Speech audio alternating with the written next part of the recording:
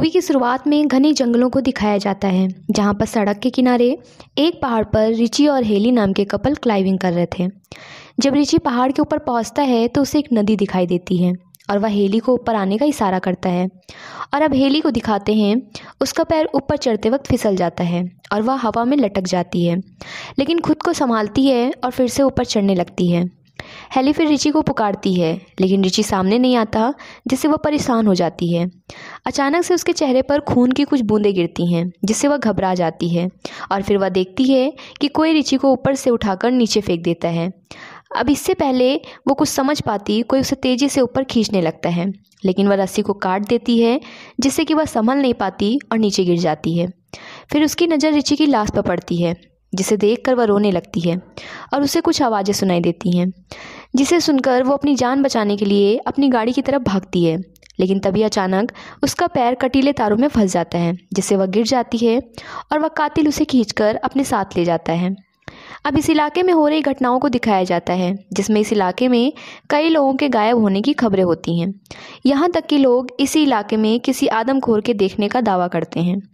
फिर एक गाड़ी को जंगल में जाते हुए दिखाया जाता है, जहाँ पर हम कैरिस नाम के आदमी को देखते हैं, जो अपने इंटरव्यू के लिए दूसरे शहर जा रहा होता है। अब रास्ते में कैरिस ट्रैफिक जाम में फंस जाता है और वह गाड़ी से उतरकर अपने आगे वाले ट्रक ड्राइवर वाले के पास जाता है। तो ट्रक ड्राइवर उसे बताता है कि 5 मील दूर एक केमिकल ट्रक पलट गया है, जिसकी वजह से अभी काफ़ी टाइम लगेगा। और ये सब सुनकर कैरिस परेशान हो जाता है और वापस गाड़ी में आकर बैठ जाता है। फिर वह गाड़ी अपनी घुमाता है।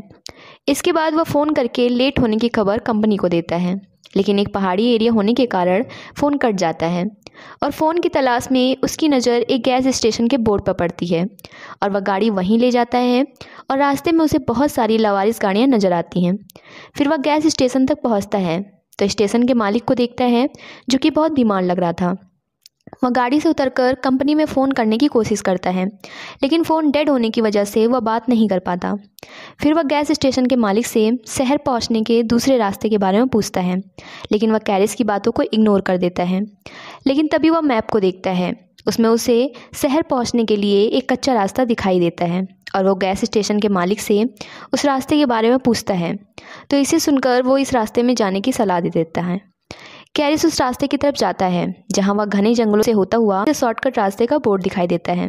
फिर कुछ देर सोचने के बाद वह अपनी गाड़ी को एक कच्चे रास्ते की तरफ ले जाता है और इसकी नज़र एक मरे हुए हिरण पर जाती है और इसे देखने के चक्कर में कैरिस की गाड़ी सामने की गाड़ी से टकरा जाती है, जिससे दोनों गाड़ियों का एक्सीडेंट होता है। लेकिन कैरिस इस हादसे में बच जाता है। इस गाड़ी के मालिक शोर सुनकर इसकी तरफ आते हैं और उसका हाल पूछते हैं। तो कैरिस खुद को संभालते हुए माफ़ी मांगता है और नुकसान की भरपाई करने की बात करता है और साथ ही उनसे बीच सड़क पर गाड़ी खड़े करने की वजह पूछता है। तो प्रेंसी उसे बताती है कि सड़क पर किसी ने कटीली तार बिछा रखी थी, इसी वजह से उनकी गाड़ी का एक टायर फट गया है। और फिर एक लड़की पीछे गैस स्टेशन पर फ़ोन करने की बात करती है, लेकिन कैरिस इन्हें वहाँ जाने से मना कर देता है।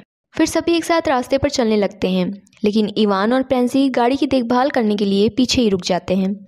थोड़ी दूर जाकर इन्हें जंगलों में गाड़ियों की कुछ टायर जलते हुए दिखाई देते हैं, जिसे देखकर उसे खतरे का अंदेशा होता है, पर वह सब आगे बढ़ते रहते हैं। दूसरी तरफ इवान और प्रेंसी को झाड़ियों से कुछ हलचल महसूस होती है। इवान इस जगह को देखने चला जाता है। कुछ देर तक इवान वापस नहीं आता तो प्रेंसी ढूंढने चली जाती है। तो इवान का एक जूता दिखाई पड़ता है और जैसे ही इसके पास पहुंचती है तो इवान का कटा हुआ कान भी उसे मिलता है और वह इसे देखकर रोने लगती है कि तभी एक कातिल प्रेंसी पर पीछे से हमला करके उसे भी मार डालता है। बाकी लोगों को हम सड़क के किनारे देखते हैं और चारों चलते चलते जंगल में एक घर के पास पहुंचते हैं। कैरिस ढेर सारी गाड़ियों को देखकर परेशान हो जाता है और मदद मांगने के लिए घर का दरवाज़ा खटखटाता है। जल्दी उनको पता चलता है कि घर में कोई नहीं है और वो फ़ोन करने के लिए घर के अंदर चले जाते हैं और जहां इनकी नज़र खाने के टेबल पर पड़ती है, जिसे देखकर लगता है कि सालों से घर की सफाई नहीं हुई है। और दूसरी तरफ चश्मा और गाड़ियों की चाबी मिलती है और जैसे ही वे फ्रिज खोलते हैं तो वो डर जाते हैं, क्योंकि फ्रिज के अंदर बहुत सारा इंसानों का मांस रखा था और जैसे को भी कमरे में वही कटीली तार दिखाई देती है, जिसकी वजह से इनकी गाड़ी का टायर फट गया था।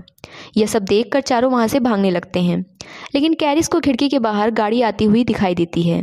अब चारों घर के पीछे के दरवाजे से निकलने की कोशिश करते हैं, लेकिन दरवाज़ा बंद रहता है और चारों वहीं फंस जाते हैं। फिर वह कातिल घर के अंदर आता है और अंदर आकर प्रेंसी की लाश को ज़मीन पर फेंकता है।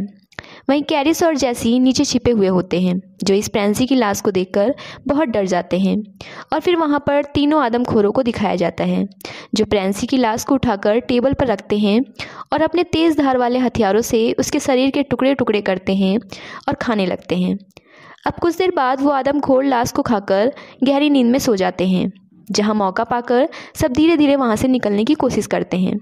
तभी एक आदमखोर की नज़र उन पर पड़ जाती है, जिसे देखकर सब भागना शुरू कर देते हैं और ये आदमखोर इन्हें ढूंढते हुए उनके पीछे आ जाता है। कैरिस इनकी गाड़ियाँ चुराने का प्लान करता है।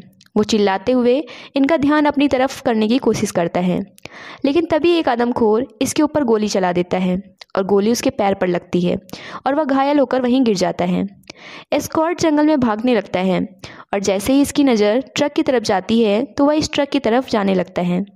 इसी वक्त एक तीर इसके सीने पर आर पार हो जाती है और वो तीनों अपनी जान बचाकर भाग निकलते हैं, जहाँ पर कुछ दूर जाकर उनका ट्रक कीचड़ में फंस जाता है और इन सबको यह ट्रक वहीं छोड़ना पड़ता है। तीनों अपनी जान बचाते हुए जंगल से सड़क की तरफ निकल पड़ते हैं और दिन से शाम हो जाती है। दूसरी तरफ वो तीनों थककर एक जगह आराम करने के लिए रुकते हैं, जहाँ कार्लिन इनको ऊपर देखने की ओर इशारा करती है। तो उसके सामने एक वॉच टावर होता है, जिसे देखकर वे खुश होते हैं और वो तीनों ऊपर चढ़ने लगते हैं और वॉच टावर के अंदर पहुंच जाते हैं। और ऊपर किसी को ना पाकर वो उदास हो जाते हैं। जैसी को वहाँ एक फर्स्ट एड बॉक्स मिलता है, जिसकी मदद से वह एक दूसरे की मरहम पट्टी करते हैं। फिर कैरिस को नीचे से कुछ आवाज़ें सुनाई देती हैं। वह नीचे देखता है कि तीनों आदमखोर इन तीनों को ढूंढ रहे हैं और तीनों टावर पर चढ़ने लगते हैं। और इनको ऊपर आता देखकर कैरिस वहां रखे हुए सामान को टावर के एंट्री गेट पर रखना शुरू कर देता है। कार्ली रेडियो पर लोकेशन बताने की कोशिश करती है और तभी वो आदमखोर रेडियो के तार को तोड़ देते हैं और वॉच टावर को आग लगा देते हैं। टावर को जलता देखकर कार्ली अपनी जान बचाने के लिए वहां रखे एक बॉक्स से टावर की खिड़की को तोड़ देती है। कैरिस की नज़र टावर के नीचे पेड़ों के घने पत्तों पर जाती है। तीनों अपनी जान बचाने के लिए उन पेड़ों के पत्तों पर कूद जाते हैं, जिनमें नीचे खड़े आदमखोर देख लेते हैं और तीनों को पकड़ने के लिए पेड़ पर चढ़ना शुरू कर देते हैं। और उनको आता देखकर वो तीनों एक पेड़ से दूसरे पेड़ पर जाने लगते हैं। एक पेड़ को पार करने के वक्त आदमखोर कार्ली के पास पहुंच जाता है और अपनी कुल्हाड़ी से इसके चेहरे पर वार करते हुए इसके 2 टुकड़े कर देता है।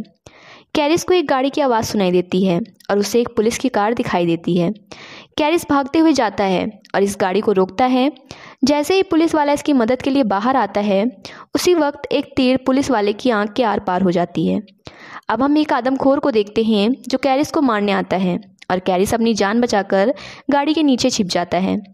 आदमखोर इसे देखने के लिए नीचे झुकता है, लेकिन गाड़ी के नीचे कुछ नहीं मिलता है। अब हम उसी घर को देखते हैं जहां इन आदमखोरों ने जैसी को बांधा होता है। वहां पर एक आदमखोर होता है जिसकी एक आंख होती है, इसलिए इसे वन आई कहते हैं।